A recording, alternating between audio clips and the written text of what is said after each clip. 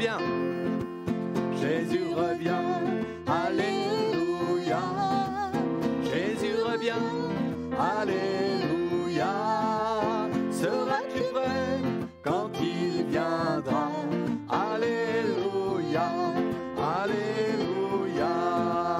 Si tu es prêt, il te prendra. Si tu es prêt, il te prendra. Et avec lui, tu régneras. Alléluia, alléluia. Et avec lui, tu régneras. Et avec lui, tu régneras. Et à ses pieds, tu te tiendras. Alléluia, alléluia. Et à ses pieds, tu te tiendras. Et à ses pieds, tu te tiendras. En lui, tu te réjouiras. Alléluia, alléluia. En lui, tu te réjouiras. En lui, tu te réjouiras. En entendant alléluia, alléluia, alléluia. Jésus revient, alléluia. Jésus revient, alléluia. Seras-tu prêt quand il viendra? Alléluia, alléluia. Gloire au Seigneur. Voilà, bienvenue chacun, chacune. Oui, on aime à chanter cette grande vérité et que non seulement nous puissions le chanter, mais le réaliser. Oui, tout nous montre que Jésus revient. Et l'important pour chacun d'entre nous, c'est d'être prêt. Et être prêt, c'est d'avoir donné sa vie à Jésus, de l'avoir reçu comme Seigneur et Sauveur. On va présenter ces moments, qu'il bénisse, que son esprit soit à l'œuvre pour toucher encore les cœurs en ces instants. Ah, c'est vrai, Seigneur, hein. Nous ne voulons pas simplement le chanter, mais vraiment le réaliser que ton retour est proche et tu viens rechercher les tiens, ceux qui, Seigneur, gardent les yeux fixés sur toi, qui ont accepté de te reconnaître comme Seigneur et Sauveur. Et nous prions, Seigneur, pour qu'encore d'autres, en ces instants, puissent s'ajouter à ton peuple. Oh, bénis ta parole, bénis ces moments, Seigneur, tu connais les besoins des cœurs et nous croyons que tu veux te révéler encore, que la gloire, l'honneur et la louange te reviennent, Jésus. Amen. Gloire au Seigneur. Et oui, quand on est à Jésus, on marche avec une espérance, on marche vers le ciel, nous dit ce chant, et il dit, oui, le Seigneur est bon, il a fait pour nous des merveilles et il veut encore en faire aujourd'hui même.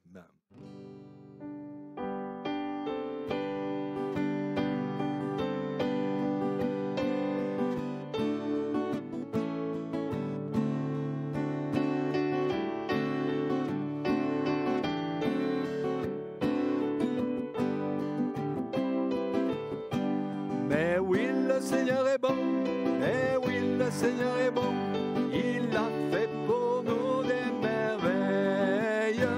Mais oui, le Seigneur est bon, mais oui, le Seigneur est bon, je veux lui chanter mon amour. Nous marchons ensemble vers ce beau pays, là-haut. Nous marchons ensemble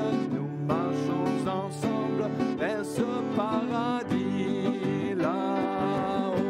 Mais oui, le Seigneur est bon, mais oui, le Seigneur est bon, il a fait pour nous des merveilles. Mais oui, le Seigneur est bon, mais oui, le Seigneur est bon, je veux lui chanter mon amour. Quelqu'un nous attend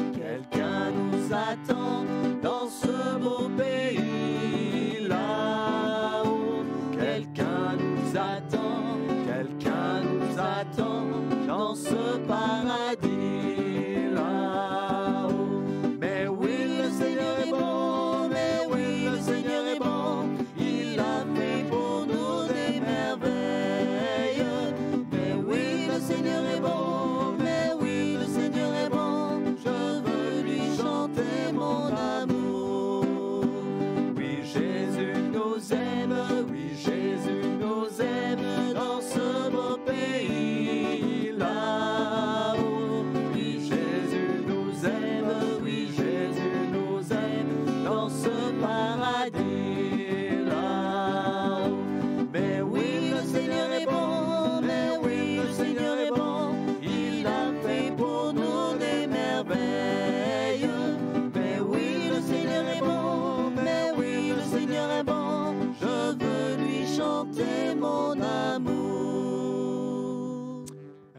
Seigneur est bon, il est fidèle envers ceux et celles qui se confient en lui. Et avant d'écouter le message de l'Évangile sera apporté par notre frère Joël Dieu, on peut chanter ce chant qui est un choix du cœur, de dire « En mon cœur, j'ai choisi de suivre Jésus-Christ ». Ça, c'est vraiment la plus belle décision que nous pouvons prendre. Oui, suivre Jésus et de le suivre jusqu'au bout.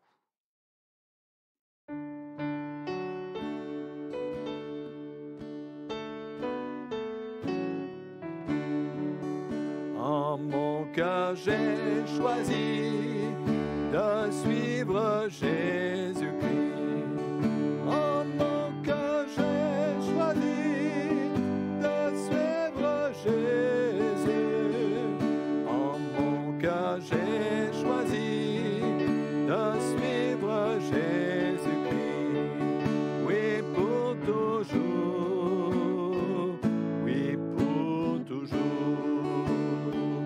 Si mes amis s'en vont, qu'importe, moi j'irai. Si mes amis s'en vont, qu'importe, j'irai. Si mes amis s'en vont, qu'importe, moi j'irai. Oui, pour toujours. Oui, pour toujours. Au monde, je dis non. Joyeux, je prends ma croix. Au monde, je dis non. Joyeux de la croix. Au monde, je dis non. Joyeux, je prends ma croix. Oui, pour toujours. Oui, pour toujours. En mon cœur, j'ai choisi de suivre Jésus-Christ. En mon cœur, j'ai choisi de suivre Jésus. En mon cœur, j'ai choisi de suivre Jésus-Christ. Oui, pour toujours. Oui, pour toujours. Que le Seigneur bénisse sa parole. Croyons qu'il veut encore toucher des cœurs et vraiment que Dieu dispose nos cœurs favorablement à écouter cette parole. Frères et sœurs, chers amis, bonsoir. Nous nous retrouvons ce soir devant la parole du Seigneur et nous sommes heureux de passer ces quelques instants devant notre Dieu. Nous prions que le Seigneur bénisse sa parole et la parole de Dieu est celle qui fait du bien à chacun de nos cœurs. J'aimerais vous inviter à faire une lecture dans l'Évangile de Luc au chapitre 19 et au verset 41, où le Seigneur nous dit ceci dans sa parole, il nous dit « Comme Jésus approchait de la ville, Jésus, en la voyant, pleura sur elle. Si toi aussi, au moins en ce jour qui t'est donné, tu connaissais les choses qui appartiennent à ta paix, mais maintenant elles sont cachées à tes yeux. Il viendra sur toi des jours où tes ennemis t'environneront de tranchées, t'enfermeront et te serreront de toutes parts. Ils te détruiront, toi et tes enfants au milieu de toi, et ils ne laisseront pas en toi pierre sur pierre, parce que tu n'as pas connu le temps où tu as été visité. » Dans ce temps où le monde est troublé, perturbé par différentes choses que l'on peut entendre, on entend parler de drames, de catastrophes, de tremblements de terre, de sécheresse, d'inondations, des accidents. On entend parler de guerre, de génocide, avec ce qu'il y a le cortège de souffrance qui est dû à toutes ces morts, à tous ces drames. Et devant ce cortège de détresse et de misère, il y a un mot qui revient, mais pourquoi ? Pourquoi tant de souffrance ? Pourquoi des larmes, des cœurs brisés, des drames et toutes ces épreuves qui s'abattent sur notre monde ? Lorsqu'il y a un changement de climat ou autre, on dit c'est des raisons climatiques. Mais il est bon de se pencher sur la situation de notre monde en disant mais tous ces drames, quelle en est la cause, quelle en est la conséquence et pourquoi toutes ces choses arrivent-elles? Il est bon de se placer devant la parole de Dieu, de laisser Dieu parler à notre cœur. Il faut comprendre ce qui se passe dans le monde. Initialement, il n'en était pas ainsi. Dieu a créé le monde et tout ce qu'il a créé était beau et parfait. La Bible nous dit que Dieu vit ce qu'il avait créé et tout était bon, très bon. Dieu vit tout ce qu'il avait fait et ce qu'il avait fait était très bon. L'homme et la femme furent créés par Dieu et c'était le couronnement de la création de Dieu. Dieu avait élevé l'homme au-dessus de toute sa création et lui avait donné le pouvoir de dominer sur tout ce qu'il avait créé. Dieu avait béni l'homme et la femme pour qu'ils soient heureux sur la terre et malheureusement, le bonheur a échappé à l'homme qui a fait un très mauvais choix. Et le problème des situations difficiles que nous rencontrons, c'est dû au mauvais choix que l'homme fait. La Bible nous rappelle, il nous dit que la première catastrophe, nous la trouvons dans les premières pages de la Bible, où l'homme fit un mauvais choix. Il a rejeté Dieu et se détaché de Dieu en cédant tout simplement au péché, à la convoitise. Et le mal est entré dans son cœur et le mal va en grandissant. Ainsi, toute la création a été entraînée dans la chute de l'homme et un mal sans fin a envahi le monde, la souffrance, entraînant de la souffrance, des larmes, de la détresse, de l'injustice, la mort, et se sont dès lors abondamment répandus et continuent malheureusement de se répandre. Et il y a toutes ces souffrances qui sont là. Nous trouvons dans la Bible cette révolte. Nous trouvons dans les premières pages de la Bible le premier meurtre, Caïn qui va tuer son frère Abel. Nous trouvons dans les premières pages de la Bible la colère de Dieu qui se déverse sur ce monde avec le déluge. Mais Dieu fait grâce à une poignée d'hommes pour le sauver, parce qu'il a une espérance pour lui, il y a quelque chose de meilleur pour l'homme. Parce que Dieu n'a pas abandonné le monde. Le monde appartient à Dieu. Et le Seigneur, parce qu'il n'a pas abandonné le monde, a envoyé son Fils Jésus qui est mort sur la croix du Calvaire pour des pécheurs tels que nous. Jésus est mort, mais béni soit Dieu, Jésus est ressuscité. Christ a vaincu la mort. Jésus est vivant. Dans le livre aux Colossiens, dans l'épître aux Colossiens, chapitre 1er, verset 13, nous lisons que Christ nous a délivrés de la puissance des ténèbres et nous a transportés dans le royaume du Fils de son amour. Christ nous a délivrés de la puissance des ténèbres et nous a transportés dans le royaume du Fils de son amour. Par Jésus, le Seigneur notre Dieu a répandu son amour sur la terre. Il apporte la consolation. Il restaure l'âme, notre cœur, notre vie. Dieu apporte la paix, le secours dont nous avons besoin. Il apporte le secours à tous ceux qui se confient en lui. Le Seigneur est celui qui guérit les cœurs brisés, guérit les corps. Mais par-dessus toute chose, Dieu dans sa grâce est celui qui sauve nos âmes et qui veut nous donner la vie éternelle. Alors il est vrai que dans ce cas de souffrance, dans ce monde perturbé, où il y a tant de détresse et de souffrance, il y a la grande question pourquoi. Je dirais que Dieu ne donne pas de réponse à nos pourquoi. Dieu ne répond pas à nos questions, toujours. Il y a des choses qui nous seront révélées dans le ciel. Nous ne pouvons pas sonder les secrets de Dieu. Mais nous pourrions dire que lorsqu'il y a quelque chose qui ne va pas, lorsque nous passons dans une épreuve, une difficulté, on pourrait dire qu'il y a un appel de Dieu. Chaque malheur, chaque situation, chaque souffrance, Chaque détresse est un appel de Dieu, c'est un avertissement à ce monde qui vit loin du Seigneur.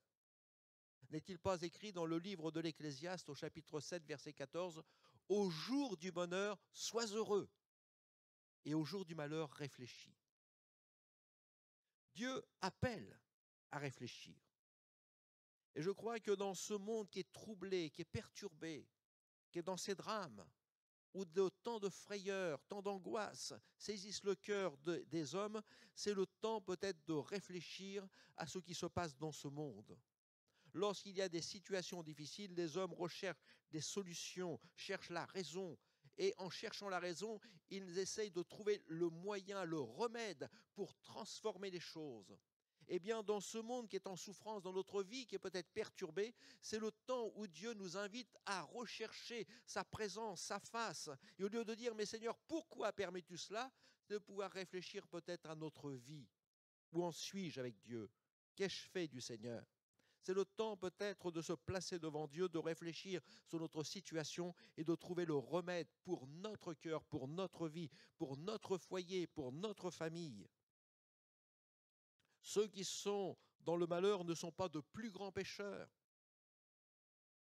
que les uns ou les autres. Le Seigneur nous dit dans sa parole, ce que Dieu attend de vous, c'est de pouvoir se placer devant Dieu. Dieu nous appelle à la repentance. Le Seigneur dira, si vous ne vous repentez pas, vous périrez tous également. Dans Luc 13, 3, je vous le dis, mais si vous ne vous repentez, vous périrez tous également. C'est le signal d'alarme du Seigneur. Les commandements du Seigneur, nous les connaissons. Qu'avons-nous fait de ce que Dieu nous a demandé, de ce que Dieu nous a donné? Il nous a donné sa parole. Il nous a donné ses commandements. Dans ces commandements, il est dit, tu n'auras pas d'autre Dieu devant ma face. Et nous voyons qu'aujourd'hui, l'homme a changé le commandement de Dieu et a désobéi à ce premier commandement. Lorsque le Seigneur dit, tu n'auras pas d'autre Dieu devant ma face, l'argent, la voiture, le travail, la santé, nos enfants sont devenus des idoles dans le cœur de certains. Et c'est Dieu que nous servons. C'est la première désobéissance à notre Dieu. Le Seigneur nous dit, mais souviens-toi du jour du repos pour le sanctifier. C'est-à-dire un jour mis à part pour le sanctifier, pour le consacrer au Seigneur. Et pensons à tous ces dimanches, sans la parole de Dieu, loin de sa présence, loin de l'Église. Pensons à toutes ces choses. Lorsque le Seigneur dit dans sa parole, tu ne tueras point, quelle valeur notre société donne-t-elle aujourd'hui à la vie humaine, du plus grand, du plus âgé, comme du plus jeune? Le Seigneur nous dit également, celui qui hait son frère est un meurtrier. Qu'en est-il pour vous? Est-ce que l'amour est répandu dans votre cœur pour tous les hommes? Est-ce que nous obéissons à ce commandement, tu aimeras ton prochain comme toi-même? Quand le Seigneur nous dit, celui qui hait son frère est un meurtrier, nous avons, comme je le disais il y a un instant, Caïn qui a eu de la haine pour son frère Abel et qui l'a tué. Tu ne commettras pas d'adultère.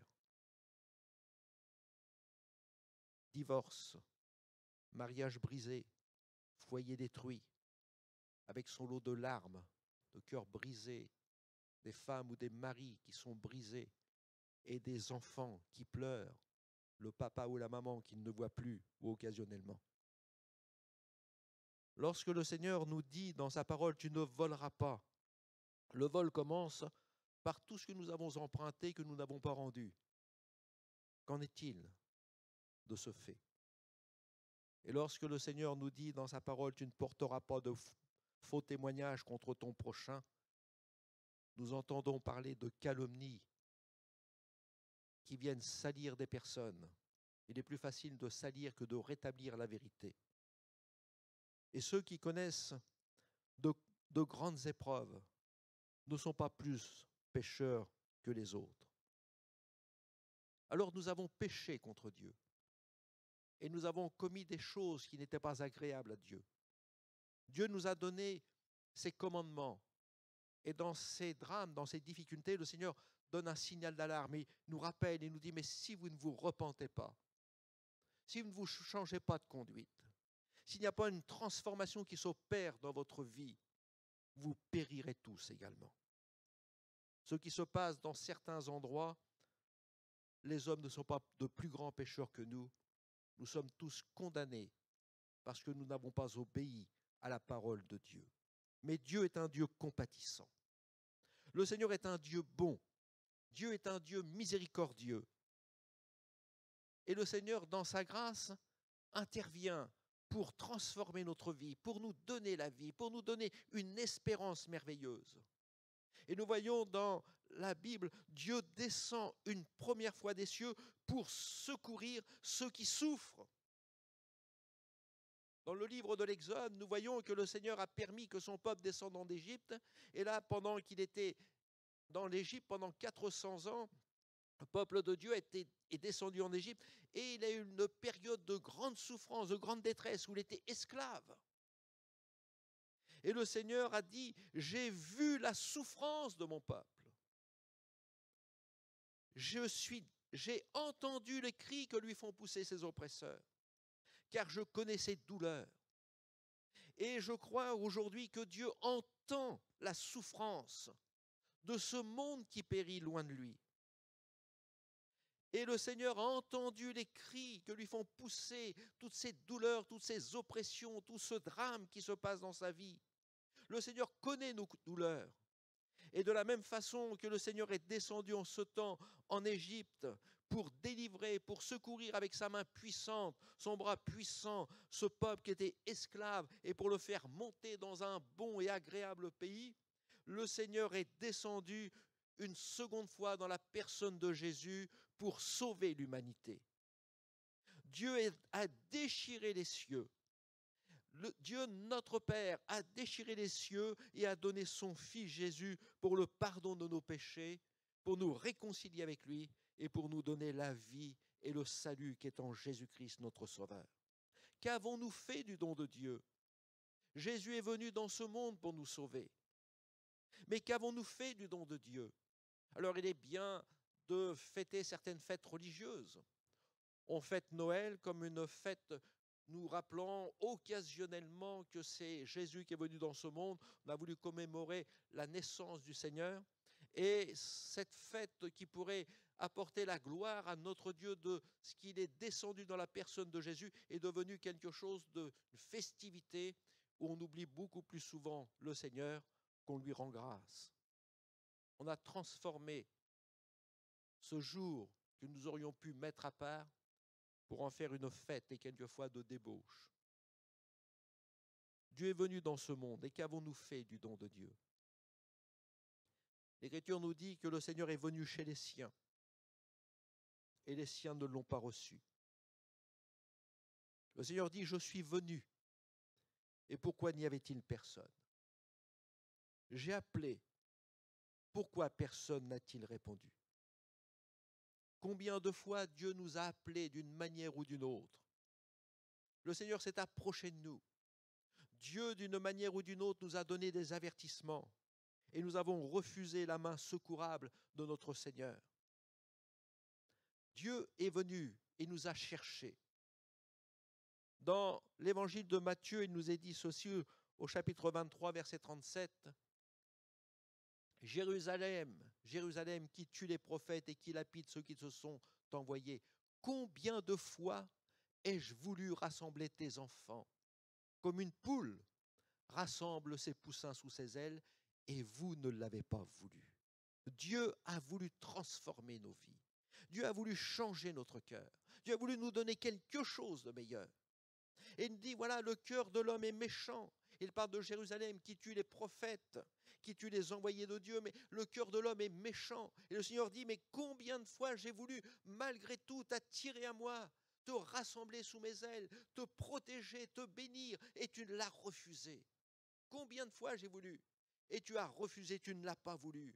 Ce n'est pas que Dieu n'a pas voulu. Le Seigneur dit, tu ne l'as pas voulu.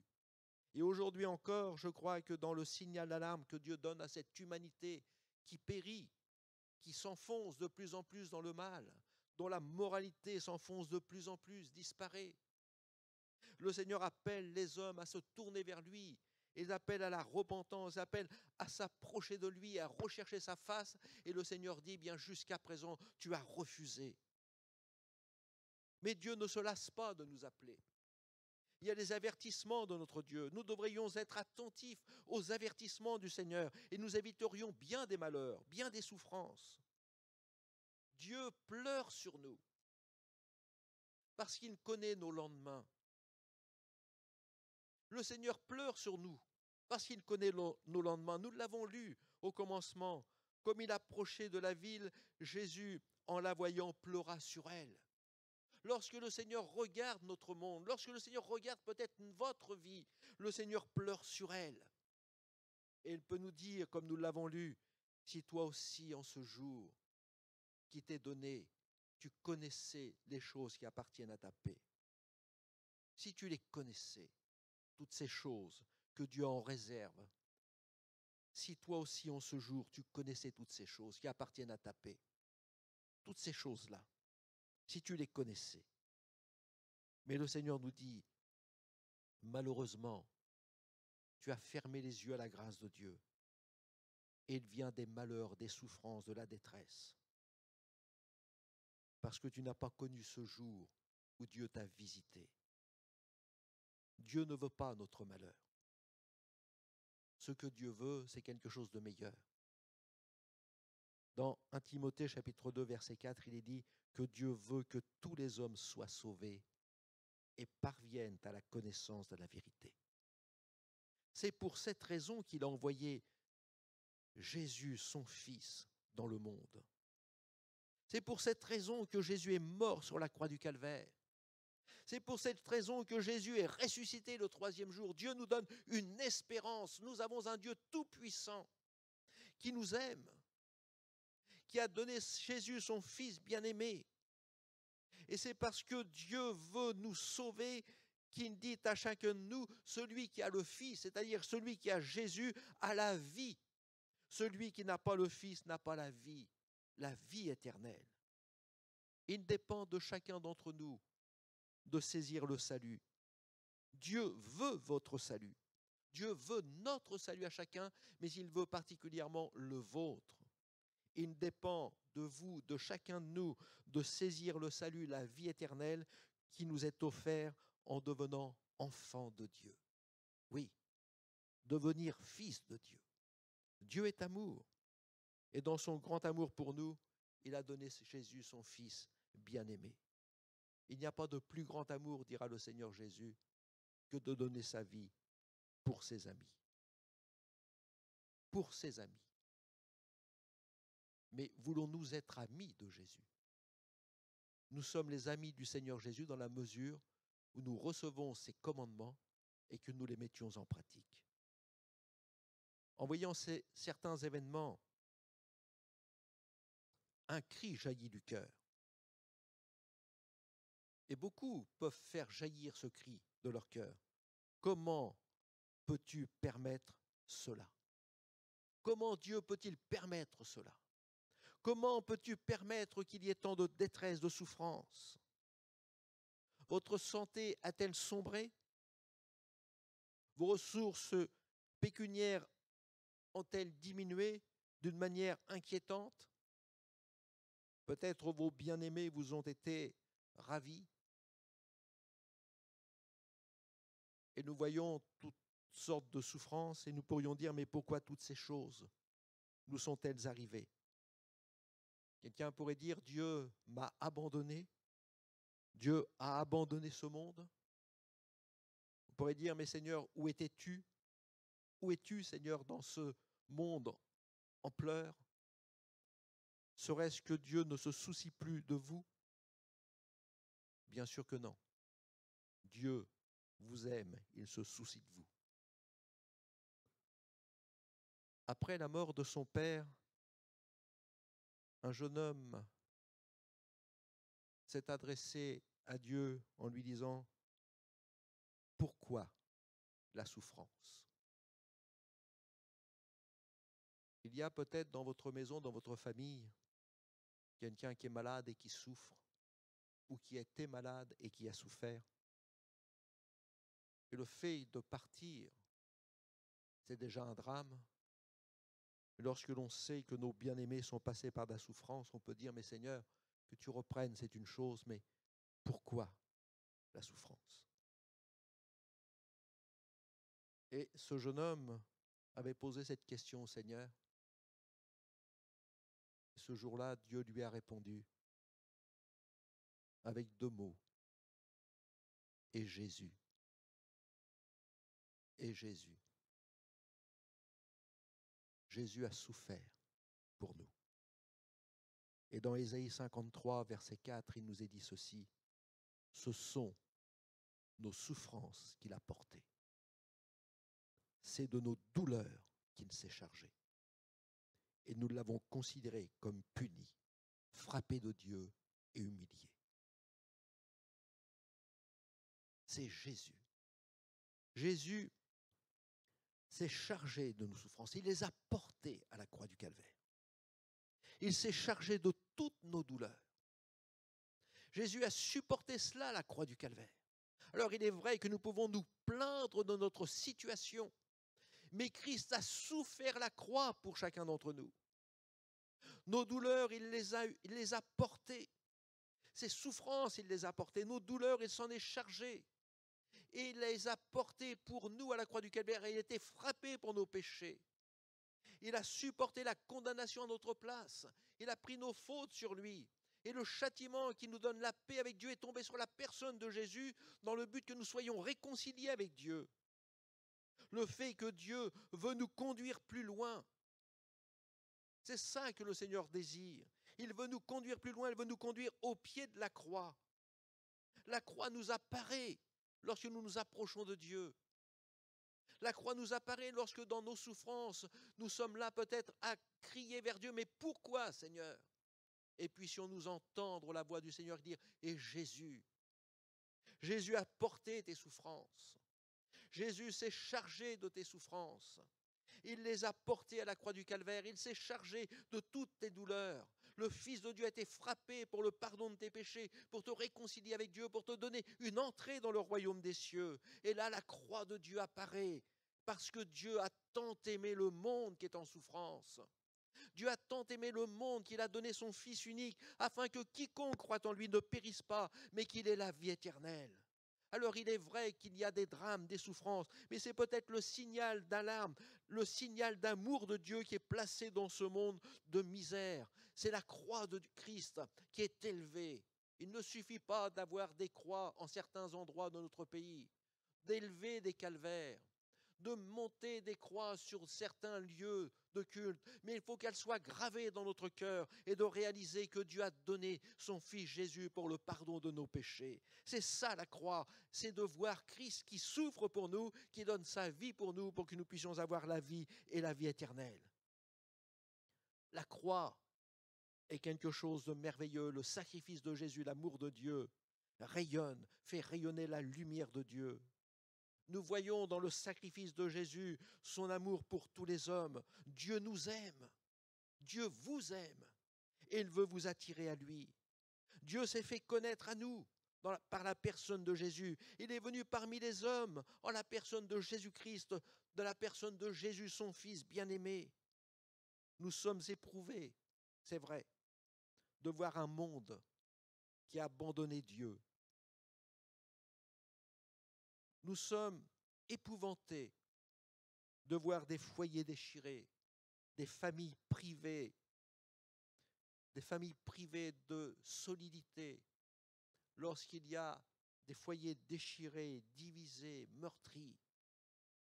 Les enfants se lèvent contre les parents se divisent, la maladie détruit des vies, la violence se développe de plus en plus, les catastrophes vont de plus en plus loin, les guerres se répandent de plus en plus, des épidémies se répandent.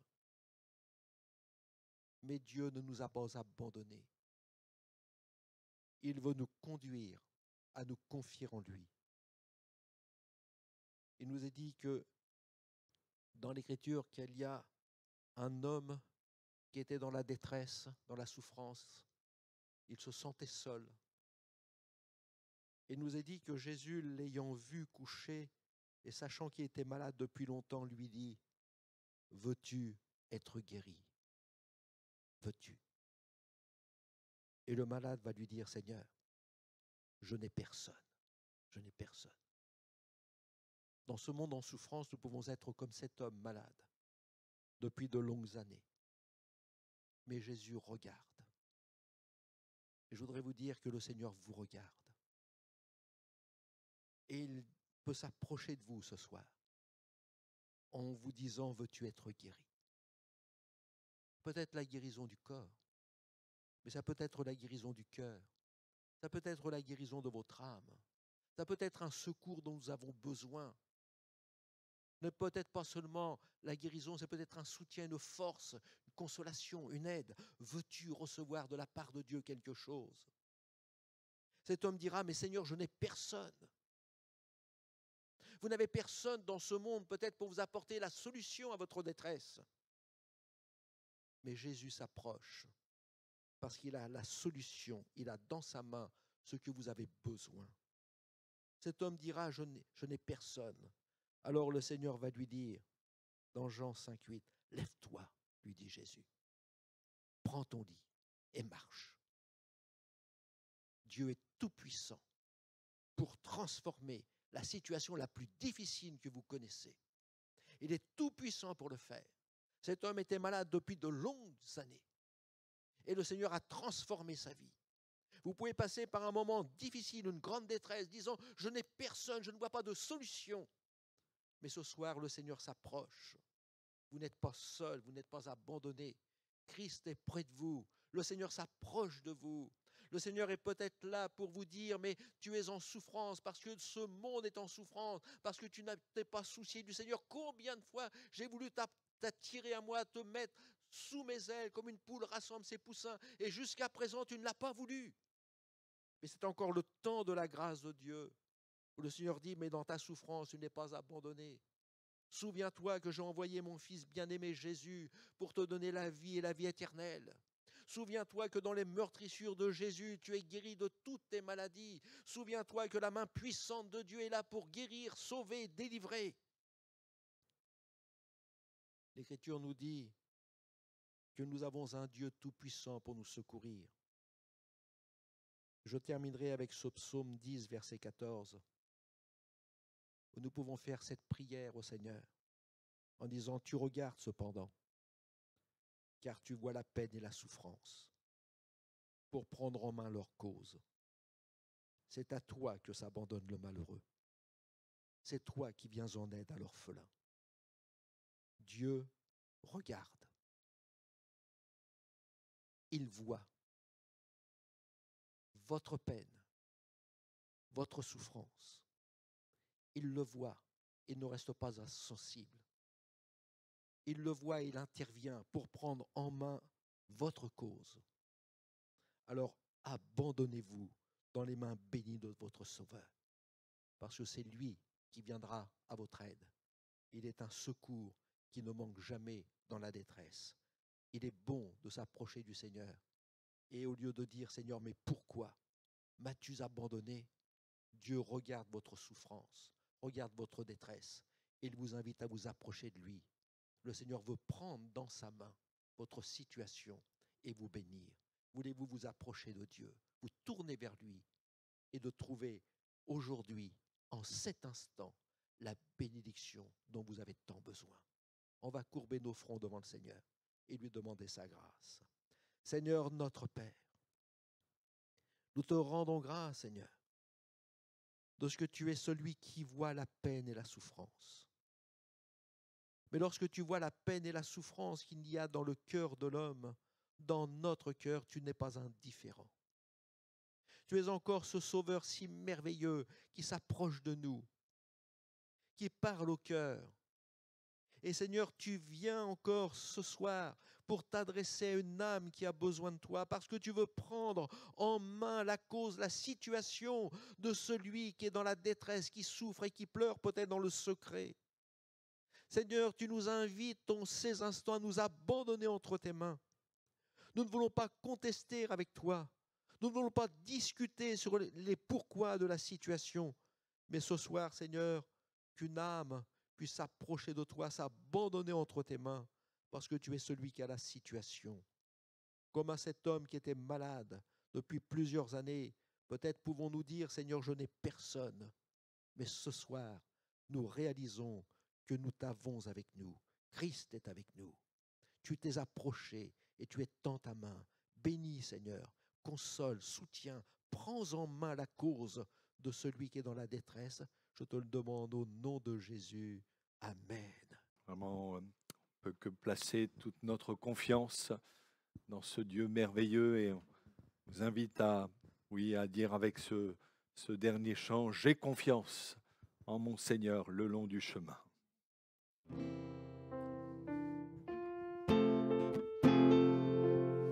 J'ai confiance en mon Seigneur le long du chemin. J'ai confiance en mon Seigneur et il tient ma main à travers l'orage grondant. Mon cœur reste en paix.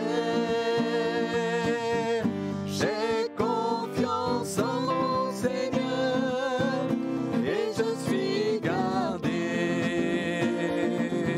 C'est l'ami fidèle, le plus tendre ami, en toute assurance, je m'appuie sur lui. À travers l'orage grondant, mon cœur reste en paix. J'ai confiance en mon Seigneur et je suis gardé. J'ai confiance en mon Seigneur le long du chemin. J'ai confiance en mon Seigneur et il tient ma main à travers l'orage grondant. Mon cœur reste en paix. J'ai confiance en mon Seigneur et je suis gardé. C'est l'ami fidèle, le plus tendre ami, en toute assurance, je m'appuie sur lui. À travers l'orage grondant, mon cœur reste en paix. J'ai confiance en mon Seigneur et je suis gardé. C'est l'ami fidèle.